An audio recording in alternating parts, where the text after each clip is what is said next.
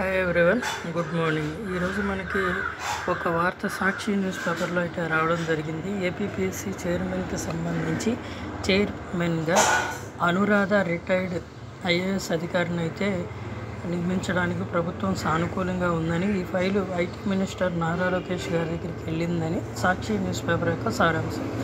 So గతంలో ఇచ్చినటువంటి 18 నోటిఫికేషన్కి సంబంధించినటువంటి డేట్స్, అలాగే మధ్యలో ఆగిపోయినటువంటి ఎగ్జామ్స్కి సంబంధించినటువంటి డేట్లు మనం వస్తాయని ఆశిద్దాం.